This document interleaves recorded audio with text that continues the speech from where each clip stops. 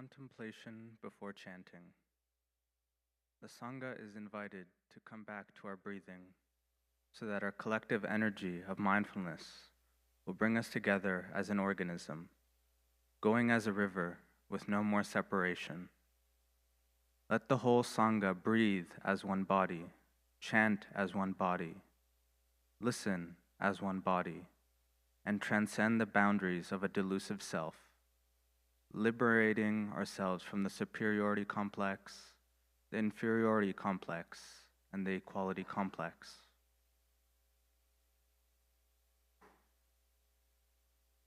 Quán niệm trước khi tụng kinh.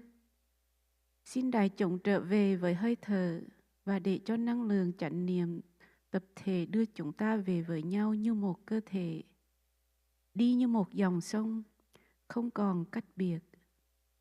Xin đại chúng tất cả đều thở như một cơ thể, xướng tụng như một cơ thể, lắng nghe như một cơ thể và vượt thoát biên giới ngã chấp, phá bỏ mặc cảm hơn người, thua người và bằng người.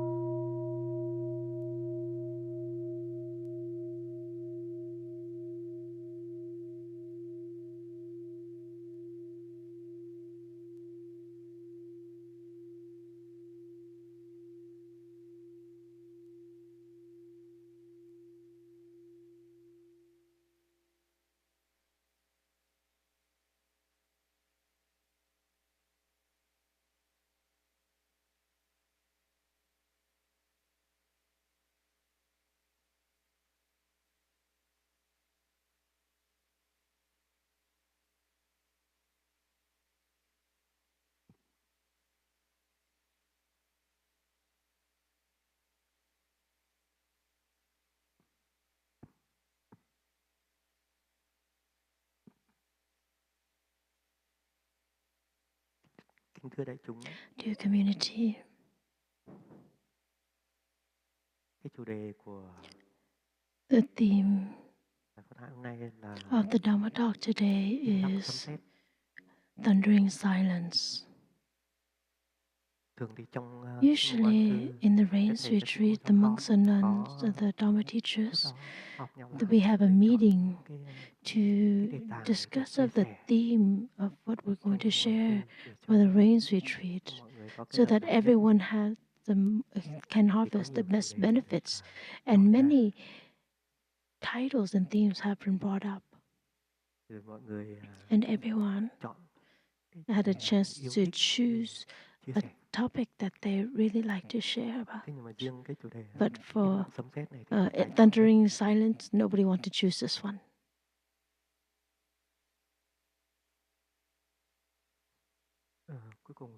So in the end, that I was assigned this Dharma talk.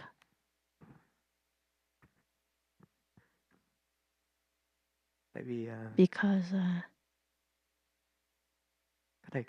the brothers and sisters, the Dharma teachers, they know, they have experience, and they know that this is a very big topic, and a lot of people have expectations about it. So that and if they share about it, they will feel a little stuttered and don't know if they can deliver such a talk on such a big theme. Because it expresses in relation to the moment that is very important of our practice, of a practitioner, the career of a practitioner, and gone through many generations of practice. We can see the importance of thundering silence. It relates also closely to, it's almost like a legend, like a story that has been passed down from many generations down. There is like a sutra called Tinh Bồ Tự. It's like a sutra without words, wordless sutra. It's a sutra without words, non-text, and it had been preserved and expressed beyond without words, but expressed beyond other sutras. But in reality, if you, what is that sutra? Nobody can speak of the sutra. And how is it like? But in reality, we always believe that the sutra is there. There is the sutra. There is a text. It is like a faith, like a superstitious faith or belief. Like, oh, that's unique, you know. But it is always proven through many different generations of practice, and there's always a position that is respected in all practitioners. Why? How is this so unique? You cannot pinpoint it however way it is, but at the same time, you can say that it is there. There is is there a mistake somewhere in here?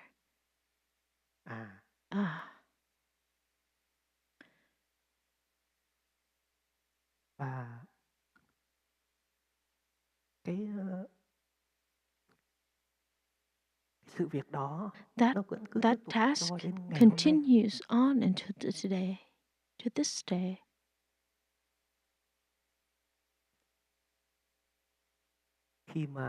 When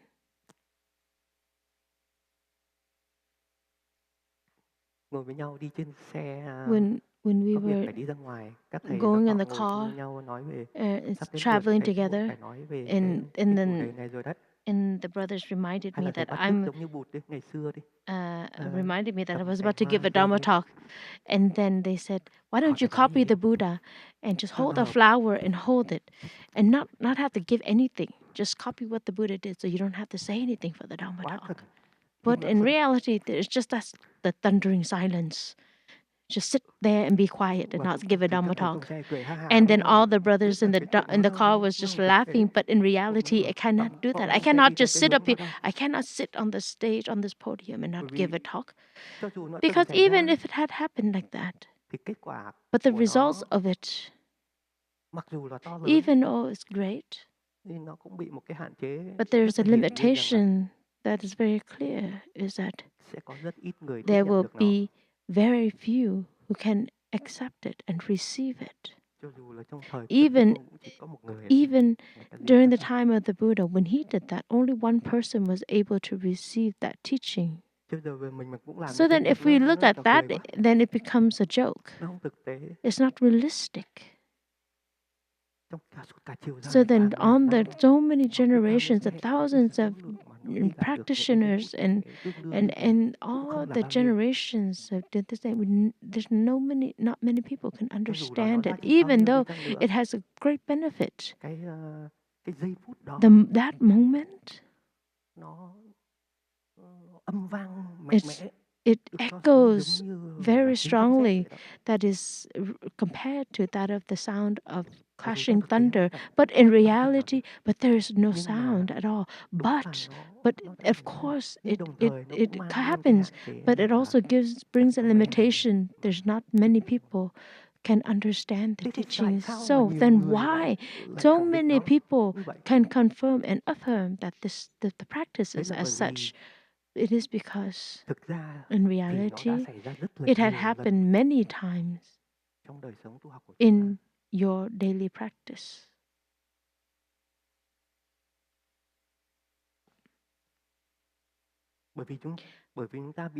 Because we are influenced by the perception and of the majority.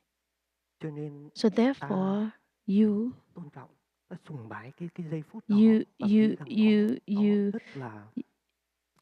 venerate that moment as something very important, and you that moment when it comes, it needs to be great and immense and holy. But in reality, it is many times happened as in a very simple way, as in the life of a practitioner, and because of that, it creates this feeling that they know that it's there. But because we have a habit of creating this idea of expectation of this great awakening somewhere far off and grand, but the closest moments, those wondrous moments in this closest to you, is probably happening right now in your practice. But because you yourself put your mind somewhere up high in the mountains or have these high expectations, so then you make that moment that is happening slip away into nothingness. And that's a waste.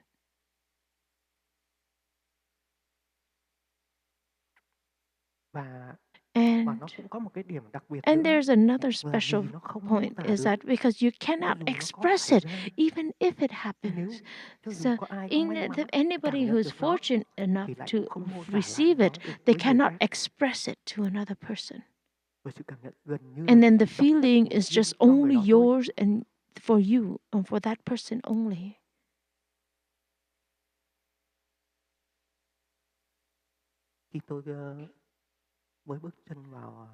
When I first came into the practice, there was an elder brother told me that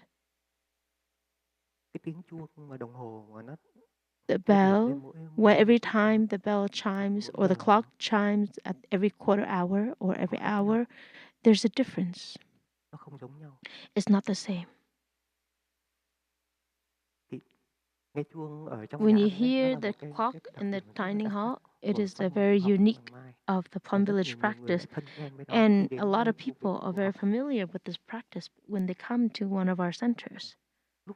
At that time, the energy of my energy of practice was not great. So when I heard it, but it was very mechanical. I wasn't able to touch deeply the practice, so therefore I couldn't understand the words of my elder brothers.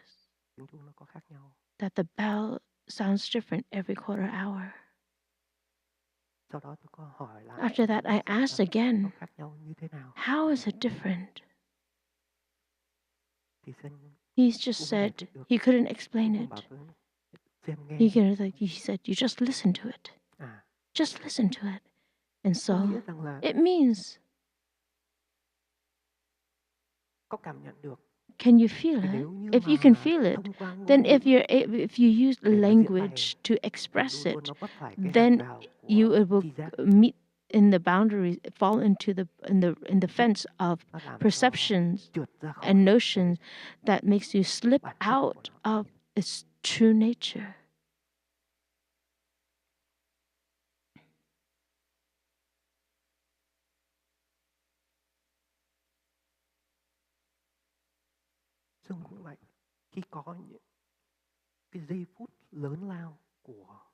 So we are the same.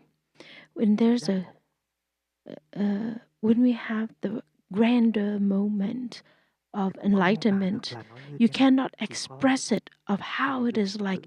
You can only share through words just to give people a notion of it, but not necessarily the experience of it.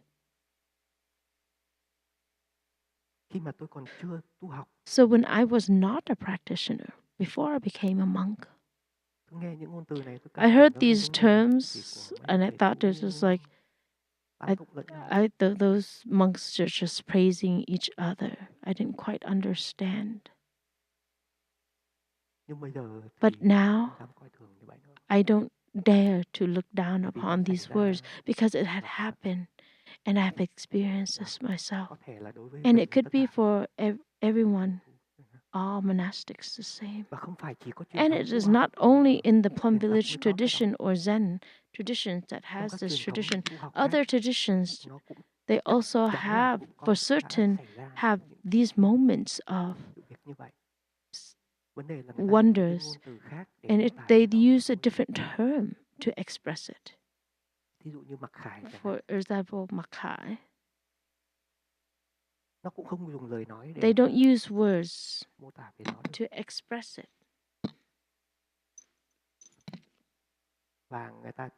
Goat.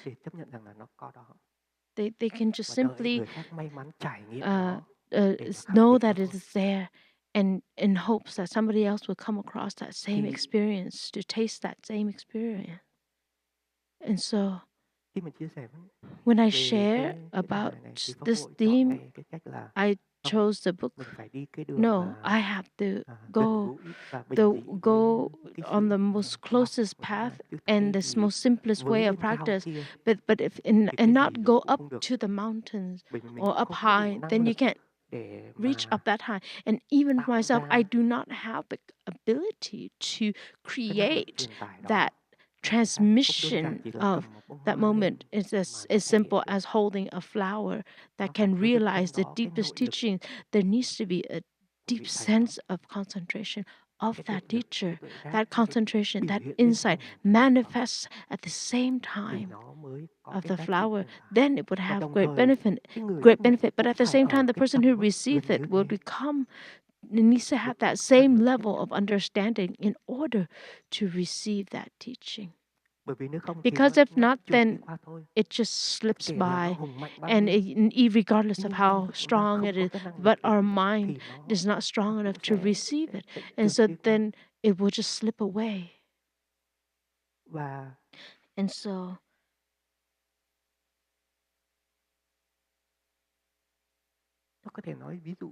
and I can give an example, like when there's the boat that crosses by very quickly in front of you, and you look at it, or like a train, because the train travels very fast, and you don't have the ability to see the detail of every single thing on that train. But then the situation will be different when you are in a different train and traveling parallel at the same speed. Then you can simply see the details of the marking on the train on the other side. So then your mind needs to be at the same speed, the same level in order to receive that kind of teaching. So that is the reason why the teachers, the Zen masters, the masters, they are just like us. They respect deeply the transmission of essence of the transmission that do not go through the wrong perception. And they see the transmission and attainment of that moment. And to see that they will meet each other and they have to use these terminologies and language, everyday language, in order to transmit again the teaching, even if they have tried it once and it's been successful. And then everyone is praising that. But he also had to use other Dharma talks, other teachings, other terms at a very shallow level in order to continue to express and to share his teaching, his experiences. And Thay is the same. Thay had many moments of thundering silence, but Thay also had to use words of deep transmission, very slow transmission, for us to understand. Even the most respected teacher, the quality of the wordless sutra, to not use language, but we have to come give in and forfeit for the benefit of others. We still have to use language and terminology, so that through that there is that people can have an experience of the practice, and yet they accept that when you are transmitting the teachings through language, there is a wrong, always comes along with the wrong perception. Even in the time of the Buddha, there's a lot of his students that misunderstood his teachings. So in Thay's students, there's a lot of students who misunderstand Thay's teachings and Thay's guidance. And so therefore, that is why we need to go through our practice to readjust ourselves. Our wrong perceptions always happen. And that is the reason why, and that's what happens when you use language. Then there is something wrong because of the language. But we can use your own experience to share the practice. And we always need our experiences. There was one time when I was an attendant for Thay in Plum Village in France. At that time, I used to stay outside and at the hammock outside of his hut when I was free. It was almost New Year's, Lunar New Year's, and the Sangha is preparing to decorate the hall and the big hall and the hut, but you can hear it. Yeah, I can hear all the conversations and the preparation, that the joy echoing all the way from the big meditation hall to Thay's hut. And at that time,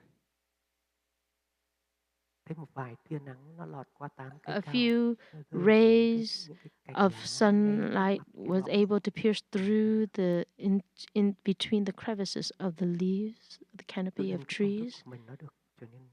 And I was so quiet. All of the sounds around me out in the big meditation hall, all of a sudden, it just drifted somewhere. And at that moment, the feeling, the practice of my whole life is so easy, and it's something that is doable. There doesn't need to have an effort, of any bigger effort. At that time, the teachings inside of me hasn't been strong yet. I was fumbling and very young in the practice, even if I was in the environment of practice. But my understanding was very childish. Like I was still influenced by my old notions. And so then when you need to have a strong practice, you need to have strong determination and independence, full independence when you're practicing a strong independence. But it was in that moment that I fall into that stillness of my mind. I didn't have to use any ideas or any notions or any effort at all. And naturally we arrive at that moment. And there's no language that can express it. You see it, then you see it. If you see it, you see it. There's no other explanation that you can give it to describe. If you know, you know. Everything you know. And here, that please don't misunderstand that you get to attain something or you receive something. It's not like that. From after that moment, you recognize the happiness of the practice can bring into you, and when your mind falls into the practice, and there's no words that can fully express it, and truthfully, it's wonderful. And even after that, the conditions of practice is the same, but then the difficulties, the shortcomings, the habits, the happiness, the joy, it's continuous, and it's there, and there's always things you need to do. There are things that aren't perfect yet, but that state of mind can embrace everything. And it has the benefit for the rest of your life. I can't explain it to you. I just like my elder brother just said, I can't explain it to you. Just hear it for yourself. Come and see it for yourself. How many of us in our traditional practice do we have that eye-opening moment? You have to understand, you have to bear the limitations as such. It's like your wisdom and your insight is deep, but then to remain or to transmit it, it becomes less. So then for yourself, you have to taste for it for yourself. And here, so in overall, it is that I want to share with everyone that that moment, it is very important. It has lots of benefits and it echoes greatly.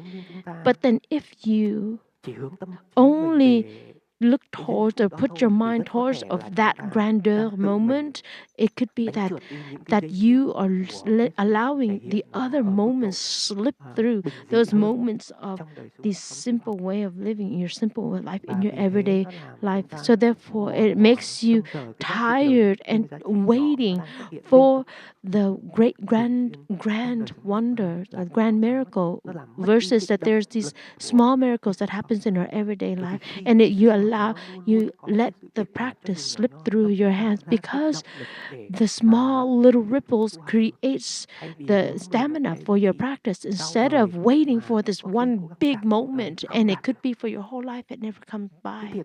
So in reality, I want to share with you this, is that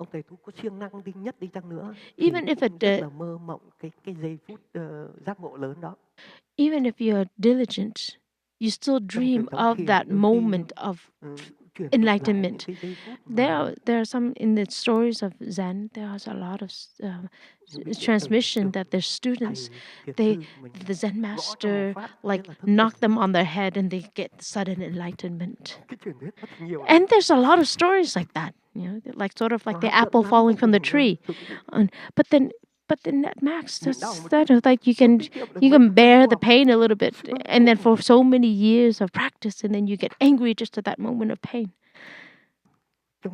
But then you hope your teacher to knock you on the head a little bit just so that you can have sudden enlightenment. But then there's some Zen masters that give you a knock on the head with his staff to wake up and you call that enlightenment. But in reality, Thay has never knocked anybody on the head. He just only showed us ways and methods that we can be very beneficial for us. Thay has said, when you hear the sound of the bell, breathe, then the trees will be greener. That is the moment of the wordless sutra. And it's not sure that you're able to see that the trees are greener when you're breathing with the sound of the bell. But that is a way of guiding you. So at that moment, if you accept that, you're still going to treasure that moment, that wonderful moment. And you hope for it to come. But at the same time, you have to be more realistic to know your ability, your energy, in order to receive the moments that are very simple in your everyday life, but it can give you an awakening that is at your level, so then it can change your life. Can you have this stamina or motivation to continue to not dream the big dream or just chase after these dreams? And whenever time you can do this, is that this is the most difficult part of a monk. Is that if you want to have true peace, you have to let go of attaining peace. You have to let go of the idea of attaining peace. It is like gambling. That you don't want to have peace, then what is the motivation to have peace? But you have to let go of that in order to attain real peace. And Thay said it too in the walking meditation. If you want to want to touch peace during walking, then you have to let go of the idea that you're going to touch peace in order to really touch peace truly, because your mind needs to be completely still. It's not waiting or expecting and being attached to these expectations to have this stillness, to have this peace. It needs to come naturally, and it just slips into your steps. You can't use words, you can't use philosophy, you can't use debate. You just need to experience, and that is the place. That's where the wordlessness comes in. But if you use any means, a thought or thinking or language,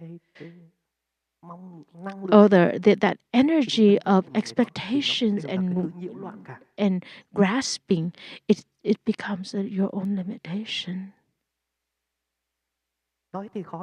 When I speak of it, it may sound difficult, but there's a lot of people who are able to touch this already. The peace and joy when you're doing sitting meditation or walking meditation, or when you're drinking tea with each other on the mountains, or any moments of the practice, it happens to a lot of people. That is why there's a lot of people who can bear witness to that moment, and that has been transmitted from many generations as such, because in reality we have already received it, but because we are only turning towards this grandeur, so there's something that's grandeur, and in order to be accepted, to have a quality of life. But even the smallest, simplest things, in reality, if you collect them together, it's no less small.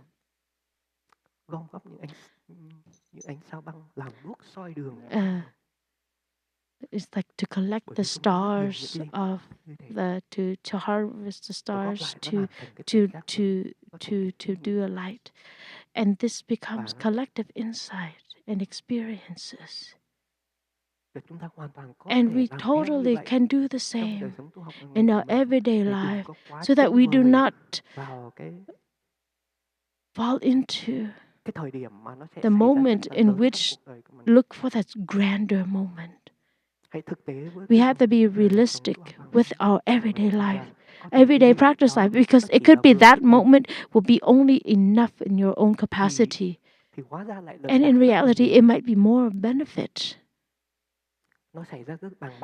And it happens in our everyday life, and it's not regardless of whether you are monastic or lay.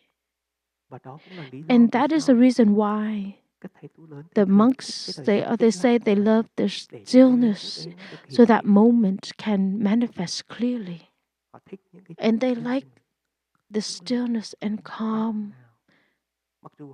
And even if they can be very active in their career, in their work, in their service, but at the same time, their true life, the essence of the true life is to be, they because they've experienced, is to respect that moment of stillness and the kindness. Not only happen for that one moment, but it happens for many moments.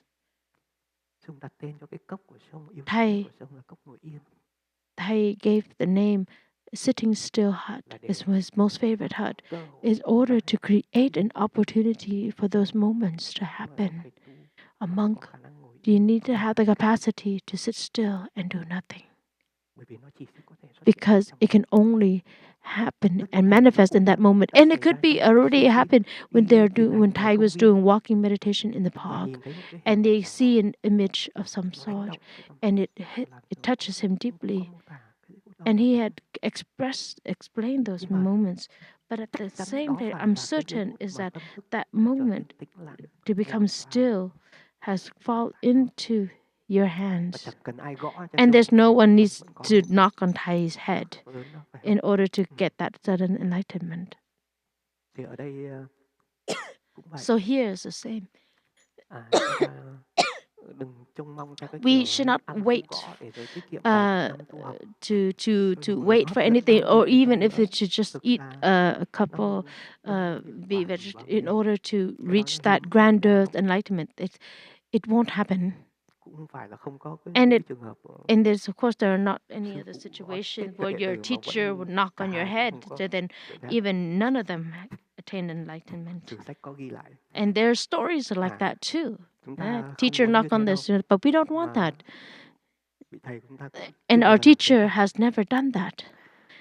So therefore, we use our own energy of practice, and we are fortunate enough that we have a teacher that is always gives us the reasons and terminology and ways to next to his insight, so that we can choose methods and ways and practice that has been experienced from himself, and after that transmitted to us and those who will follow him in the whole Sangha. So it's not just in the monastery, but everywhere that have experienced and can confirm that moment of joy. So here, as we are the same, we can also see that, we agree with each other. That moment, it will continue, will be respected.